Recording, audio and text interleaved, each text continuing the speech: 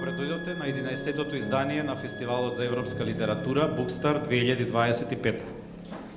Годинава под слоганот за писателските работи поставивме една символика што има длабоки корени во нашата култура, историја и меморија. Слоганот е инспириран од делото на Крстен Мисирков, чиј јубилеј 100 години од неговата смрт ќе го бележиме следната година. Со ова сакавме да укажеме дека книжевноста не е само уметничка форма, туку и чин на одговорност, на визија, на заедништво и на храброст. Сакаме да проговориме за интимата и често невидлива битка за секое дело, за силата на зборот кој може да обликува не само животот на авторот, туку и целото општество. Bookstart веќе 11 години ја создава својата сопствена мапа на културни диалози преку кои повикуваме на промена. Започнавме како прв фестивал на европската литература, а денес сме препознаени како место каде што домашната и европската книжевност се среќаваат, се надополнуваат, разменуваат и отвораат прашања кои се еднакво локални и универзални. Нашата цел секогаш била и останува иста: да ја разбудиме љубопитноста, да ја засилиме критичката мисла и да го задржиме интересот за читање, особено кај помладата публика. Овој фестивал не би бил можен без поддршката на нашите партнери и пријатели. Затоа, дозволете ми да изразам искрена благодарност до оние кои застанаа зад нас: Министерството за култура и туризам, Комерцијална банка, Наградата за литература на Европската унија, амбасадите на Република Чешка и на Кралството Холандија, Чешкиот литературен центар, издавачката куќа Антолог, Рамстормол и секако медиумскиот покровител Македонската радио-телевизија. Ова издание е уникатно по многу нешта. По тоа што прв пат имаме македонски добитник на наградата Bookstart, што имаме прв пат финансиски спонзор од приватниот сектор, но дури по 11 години постоење, што прв пат имаме дури 9 фестивалски новитети од учесниците во програмата, меѓу кои за македонските работи, што имаме толку избалансирана генерацијска застапеност, но морам да ги споменам и Скопско, што прв пат се погрижија годинава да имаме најосвежено отворање. Така што ве поканувам после на Шанкот или каде ќе најдете лименка пивца да се освежите.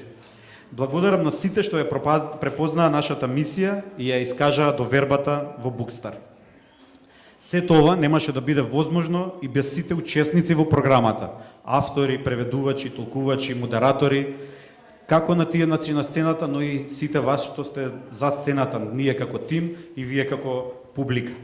Бидејќи сите вие до еден кој со многу страст, труд, визија и втемевлување го создадовме ова 11-то издание. Драги книжевни соборци, Bookstart за мене е повеќе од фестивал. Тоа е едно лудо патување низ книжевноста како жив и ангажиран организам. Ви посакувам да уживате во содржините, во средбите со авторите и во разговорите што ќе останат да се паметат, се надевам, долго по завршување на фестивалот.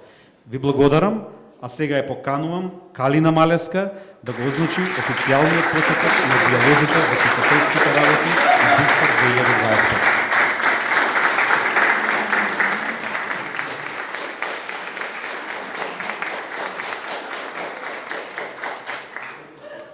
Добро вечер, почитувани присутни, читатели, писатели, преведувачи и сите други пријатели, почитувани организатори на Bookstart, ви благодарам што ми ја дадовте оваа чест и можност да го отворам фестивалот. Во своето дело за македонските работи, Крсте Петков Мисирков вели дека културната работа е потешка од револуционерната и дека културниот човек, за да има право да се нарече таков, треба да гради, а не да урива. Би додала, културната работа е исто така револуционерна, секако во еден поинаков контекст од оној на кој мисли Мисирков. Токму промената на контекстот е еден од факторите што се релевантни за писателската работа. Тоа можеме да го видиме и низ историјата на нашата книжевност. Што направивме досега, што би рекол Мисирков? Во повоените почетоци на литературата, тогашните генерации автори имале големо значење во описменување и култивирање на македонскиот народ. Тематските новости што ги внеле за нивната сегашност и нивното непосредно минато, стилските и наративните експерименти ги означуваат нивните високи литературни дострели. Во следните децении, писателите ги отварале темите и за соочување со минатото, преку низа ликови ставени во избрани историски моменти. Промената на контекстот во текот на годините и децениите што следат се до денес, овозможува влез на нови теми и нови перспективи.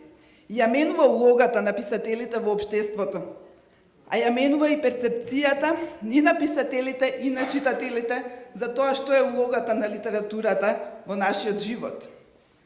Тоа не е нешто што барем според мене би предизвикало носталгија или ламентација по минатото.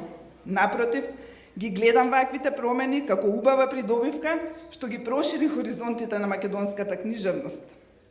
Што правиме денес во поглед на ова? Ако денес го прифатиме во една поширока смисла, како последните 2-30 години, македонската литература се зафати со најразновидни теми. Лични приказни кои одразуваат пошироки општествени случувања, историски настани видени низ лична перспектива, актуелни теми, истражување на фолклорот низ современи постапки, приказ на урбани пејзажи, нурнување, многу често и во длабоко лични, психолошки, емотивни состојби, а светот на македонската литература излегува и надвор од националните граници да истражува други култури и начини на живот. Се третираат и теми што во известна смисла во минатото биле или табу, или и дури доколку не биле табу, биле многу ретко третирани, како например темата, меѓу другото, и на сексуалноста, но не во онаа смисла на насилство и подчинетост, што мислам дека беше доминантен начин во 90-тите години, туку како моќна сила на себе истражување, љубов и поврзаност. Последниве години се одбележани со зголемување на популарноста на македонската литература меѓу читателите, како и со појавувањето на многу нови книжевни жанрови. Зашто сметам дека особено значаен е ново отворениот простор. Литературните фестивали, мултимедиумските фестивали, списанијата и онлайн порталите од областа на културата, социјалните мрежи, воспоставувањето награди за литература, книжевни иницијативи, формирање издавачки куќи. Се менува и улогата на писателот во општеството, но исто така и односот на писателот кон светот што го обкружува. Се повидливо се судираат различни гледишта преку медиумите и преку социјалните мрежи. И ова многогласие ја отстрани или барем во голема мера ја смени представата што порано постоеше, односно доминација на едно униформно и централизирано определување вредности или доминација на само две спротивставени книжевни струи. Сликата на книжевникот се оддалечува од онаа слика на писател кој наводно е над политичките или општествените превирања и кој треба да го покаже вистинскиот пат и се трансформира во слика на писател, човек кој реагира на своите околности, било тоа да се општествено-политички случувања или личните односи во своето обкружување. Што треба да направиме во иднина? Ни предстои уште многу, особено во областа на воспоставување политики на култура, обнова на културната инфраструктура, поддршка на независни проекти, поддршка на пласма на македонската литература во други национални и културни средини, културна едукација. Би било одлично во иднина, или што би рекол Мисирков за однапред, да си отвориме и самите многу прилики за да дискутираме за конкретни чекори и детали, да поттикнеме и направиме промени што ќе бидат убава придобивка, која и понатаму ќе ги проширува хоризонтите на македонската книжевност. Зашто, повторно да го парафразирам Мисирков, ставајќи го истовремено во поинаков контекст, имало и има такви писатели што покажаа способност за градење и поместување на границите, и ќе има писатели што со подеднаков па и поголем успех.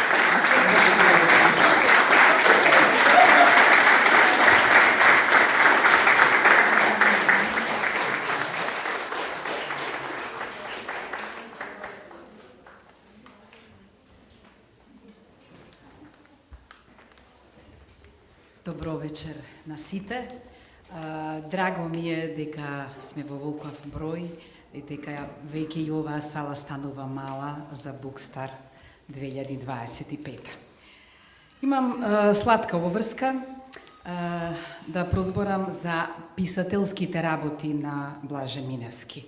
Да видиме какви се тие негови, кои се тие негови писателски работи.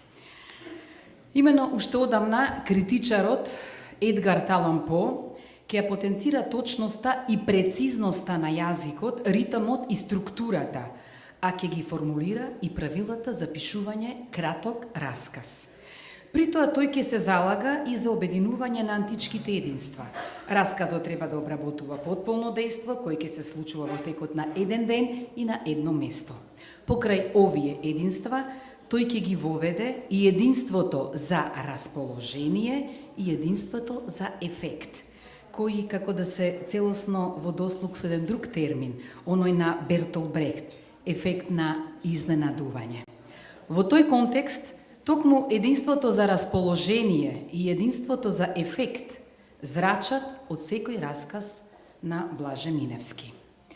А вака се отвора најновата книга Избрани раскази од Блаже Миневски под наслов Опаш во устата, издание на Антолог 2025. Тогаш имав коса, амбиции и искрено верував дека уметноста може да го промени светот. А всушност еве светот ме промени мене. Немам коса, немам амбиции, немам лева страна на телото и знам дека уметноста не може да промени ништо.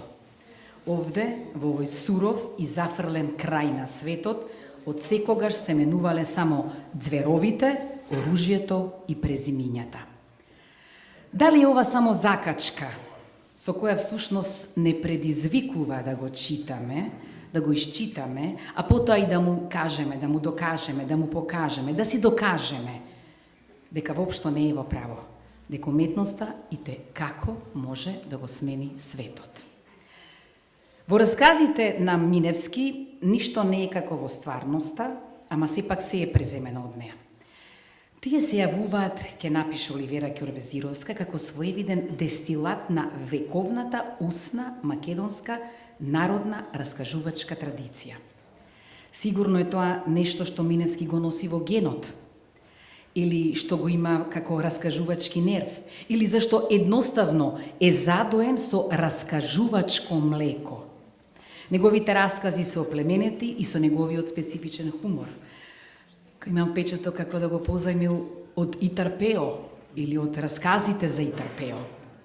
Но сите овие раскази се изградени врз основа на горчината на животот, ќе продолжи Оливера Ќорвезировска. Движејќи се од реалноста, конфекцијата, од запис преку репортажа и фејлтон до омајна проза, ете, такви се неговите раскази, ама најбитно ја поставуваат човековата лична драма во центарот на вниманието. Во повеќето раскази, Миневски му го позајмува својот глас на раскажувачот, на пишувачот, на запишувачот, на исповедувачот. И за тоа негово книжевно јас отвара уста, еве, еден разочаран уметник, стручњакот по народна уметност, како во расказот Джандафила, дипломатот од кариера, како во расказот Муви, раскажувачката на лична историја на Хеланки, замислете, раскажувачката на личната историја на Хеланките. Но јунакот што еднаш мајка го раѓа, или на еден од многуто ослепени со извадени очи војници и гуслари, па и на Самовилското конче. Впрочем, насловот на оваа збирка е земена токму од таа исповед на Самовилското конче. Тука и најстарата гласот на најстарата мачка од уште 7-те што ги има Гере, бројлерката со кикиришка, лоповот. Замислете, и тој може има право да раскажува преку расказите на Блаже Миневски. Расказот на Миневски прави играри и по однос на формата. Па така тој симулира некогаш молитва, како во молитва за Агнија, некогаш лична историја, како ова веќе спомената моја историја на Хеланките, но понекогаш е и извештај, демант, интимен дневник, некогаш е тужба, пристапна беседа, како на пристапна беседа на академик Сисое, распит, писмо. Затоа опаш во устата се доживува како мал музеј на исклучителни портрети, како музеј на човечки маргинализирани души, но се чита и како енциклопедија на разни раскажувачки форми. Слободно може да се каже дека расказите на Миневски како да ја продолжуваат линијата на така наречената фантастика на абсурдот. Имено тие истовремено и како да и се противат на реалноста, како да отстапуваат од реалистичката постапка на раскажување, ама некако истовремено и се држат до неа како слеп за стап. Тие се приклонуваат кон проблематиката на филозофијата на абсурдот и екзистенцијализмот и гравитираат кон творештвото на родоначалниците на ова литература, например кон еден Ками или Сартер. Но да не се заборави и фактот дека оваа фантастика на абсурдот првпат се забележа како орнамент во Гоголевиот нос. И во 20. век патот на рускиот романтичар со успех го продолжи Франц Кафка. И како што расказите на Кафка укажуваат всушност на актуелноста на фантастиката, како и на незината отвореност за нови искуства и за нови постапки, така и расказите на Миневски создаваат една нова, лична галерија на ликови. Не е воопшто поразлично Самовилското конче во опас во устата на Миневски од големата бубачка од преобразба на Кафка.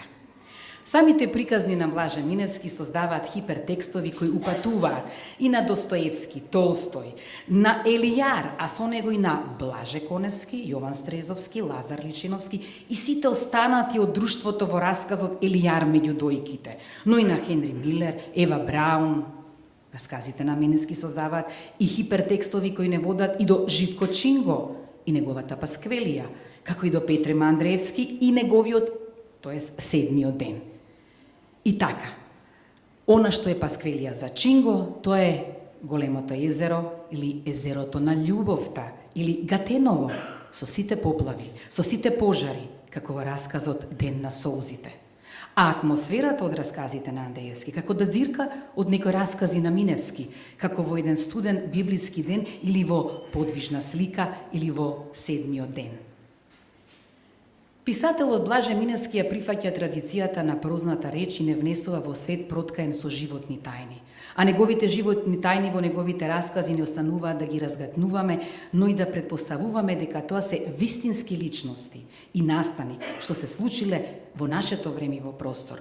Всушност како и неговите претходници Чинго, Андреевски, Манчев и Миневски, како да влегол, како да излегол од шинелот на бесмртниот Марко Цепенков, зафаќајќи во прозата широк спектар на теми, книжевно изворедно обмислени и прифатливи со широк круг на читатели, ке напише или ке каже во една пригода Раде Силјан. Блаже Миневски исто така како да не качил на оној познат Ориент Експрес и оној историски засведочениот, но и книжевно оживјаниот од романот на Агата Кристи. Иако некои раскази возат како во Пајтон, враќањето како во расказот Враќањето на Тимотеј Леонски. Некои други не шетаат и не излудуваат, како да сме ставени во некоја временска машина, па како да сме во филмот Враќање во иднината. Го крстариме книжевниот Балкан, оној на Миневски, како во Сведок и Сенка, па час сме во времето на Великиот Александар, па потоа тркнуваме до времето на Хафизбек, па се исправаме пред приказните врзани со Втората светска војна, со морничавиот монопол, со стреланите ваташки деца, со Грамос. Па влегуваме понекогаш тивко, понекогаш многу бучно, во сокачињата и на Старото Скопје, ама скитаме и низ улиците на Ново Скопје. Книжевната критика високо го вреднува неговиот влог во доменот на расказот, а нивната вредност е докажана и со фактот дека неговите раскази се повеќократни добитници на награди на конкурси, како што е, например, наградата за расказ Живко Чинго. Таа има добиено, мислам, 3 пати или може би повеќе, не знам ако грешам. Секако и оние награди што ги има добиено на конкурсот што до пред 10 години организираше дневниот весник Нова Македонија. Она што особено го истакнува книжевната критика е дека познати историски приказни лесно ги преобликува во постмодернистички фикции, така историските личности низ неговата книжевна колоритност и посебност израснуваат во необични книжевни ликови. Ако тргнеме од размислата дека љубовта може да се докаже, а историјата не може да се утврди, тогаш е јасно зошто на Миневски му е битна токму љубовта, иако тој како автор оперира и со доволно историографски моменти. Некои ќе забележат дека неговата раскажувачка поетика се освежува и со лирика, која се забележува преку ритмизации, инвокации, строг распоред на пасуси. Од некои негови интервјуа може да дознаеме дека своите раскази, своите кратки приказни не ги пишува само додека има слободно време, туку и тогаш кога пишува романи. И тоа во момент кога ќе почувствува дека се издвојува некоја епизода, дека некој лик го бара својот глас, својот простор, дека му штрчи, го тупка по грбот, или некоја слика која самата се наметнува како расказ, и при тоа тој метафорично појаснува дека ако романот е слон, тогаш расказот треба да биде малечка птица, колибри. Опаш во уста е една прекрасна симфонија од многу такви песни на такви малечки колибри. Во телото на колибрите повеќе од половина зазема срцето. Тоа е и во овие кратки раскази. Мора повеќе од половина во него да биде срцевината на приказната, затоа што тука нема простор да се развива некоја тема и така натаму. Тука мора на краток простор да се каже она што е суштинско, или суштинска емоција, или кратка приказна, добра приказна, или да се ослика добар, интересен лик кој што раскажува. Да се најде форма која што ќе го измести гледањето на приказната, вели Миневски. Драги Блаже, затоа немој ни да си помислил повеќе да не се занимаваш со писателските работи. Впрочем, писателските работи се синоним за македонските работи на Мисирков. А, како што каже и Калина, нели во ведното обраќање, Мисирков уште во првата статија што направивме и што треба да правиме во иднина или за однапред, како што вели тој, во својата книга за македонските работи, укажува на таа нераскинлива врска помеѓу јазикот и литературата. Увидувајќи, како што рече Калина, дека борбата на бојното поле ќе настапи време, по борбата на бојното поле ќе настапи време да се бориме на културна почва. Тој исто така укажува и на таа дистинкција помеѓу револуционерната и културната работа, тоест помеѓу рушењето и градењето, па вели: науката и литературата се најважниот фактор за развивање на еден народ како народ. По степенот на развивањето на науката и литературата, кај еден народ се мери неговата култура и по нив се делат народите, на културни и некултурни. Културните народи владеат, а некултурните робуваат. Само со знаење и просветување, само со културна работа, ќе може нашата интелигенција да го поправи и да ги искупи своите грешки пред нашиот народ, ќе напише Мисирков. А вистинска жива енциклопедија се овие раскази во опаш во устата. Тие се ненаметлив речник на стари изрази и поими, како джанам, мерак, па и кенев. Речник на сопствени толкувања, како на она име од расказот Джандафила, на заборавени диалектизми, на заборавени архаизми, како во расказот Господ да не рече да го биеш ветрот со зборови. Дистинкцијата меѓу револуционерната и културната работа, потоа Мисирков ја доразви вака, меѓу спротивставените метафорички слики на здравата градба и убавиот темел, кои го покажуваат патот на идната македонска литература. Идна од таа 1903. Во тој контекст Мисирков напиша: културното работење е помачно од револуционерното, зашто првото е умствено, а второто повеќе физичко. Револуционерната дејност е привремена и разрушувачка, а не вечна, созидувачка. А културниот човек, за да има право да се нарекува таков, треба да гради, а не да руши. За да биде градбата здрава, треба темелот да ја биде убав, заклучува Мисирков. А твоите раскази, драги Блаже, се едни од најбавите камчиња вградени во темелот на современата македонска книжевност. Токму затоа е и ова издание што го подготви издавачката куќа Антолог.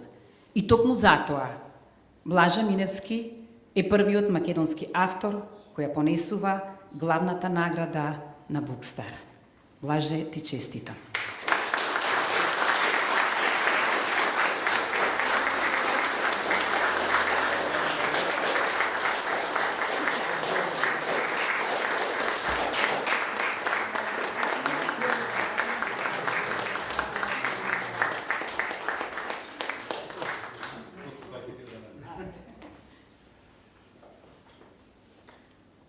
Стварно е воодушевувачки да се биде награден, посебно оваков амбиент и со овакво присуство. Сакам да се заблагодарам на издавачот, на организаторот на овој фестивал за нивното учество во изборот на мистичниот наслов на книгата. И мене ми изненади кога го избра него за наслов. И благодарам на Весна за нежната беседа. Ви благодарам вас на сите овде што сте присутни за инспиративното присуство, затоа што без вас нема да има смисла нито ова што се случи досега и што се случи понатаму. Кога размислував што да кажам после врчувањето на наградата, седнав да напишам текст и кога ја ставив последната точка видов дека има 10 страни. Во текстот, кога го прочитав одново, видов дека има многу епитети и многу пофални зборови и така натаму и мислев дека тоа премногу ќе ја оптерети вечерта. Почнав да го кратам, ги скратив тие зборови и на крајот остана еден текст, кој сега сакам да го прочитам накратко, ама остана само една страна од текстот. Така што ќе биде кратко, ги нема епитетите и ќе се обратам директно на вас како публика и како почитувачи на книжевност. Секоја награда е признание за добитникот, а сите добитници се биографија на наградата. Какви се добитниците, таква е наградата. Постојат награди што не ги заслужуваат добитниците. Постојат добитници што не ја заслужуваат наградата. Но постојат и награди и добитници што целосно и подеднакво се заслужуваат меѓу себе. Останува да се надевам дека јас и наградата што вечерва ја дојувам сме во третата група. Наградата во себе содржи признание и обврска. Колку што списокот на добитници е поугледен, толку и наградата станува поголема и уште попрестижна. Нашата награда, оваа награда, во себе веќе ги содржи угледот на Водолазкин, Драколич, Никола Минати, Светлана Алексиевич, Стефансон, Хачми, Олсон и така натаму. Затоа чест е, како македонски автор, во името на македонските автори, да се застане пред овој пантеон на европската книжевност и да се прими ова единствено и големо признание. Му благодарам на Жарко и на Антолог за идејата да се установи ваква награда. Му благодарам на одборот за одлуката и за довербата току јас да бидам допишан во списокот на избраните. Нека е вечен фестивалот на европската литература, нека е вечна македонската книжевност, нека ни е среќник празникот на книгите и нека е вековита наградата. Благодарам.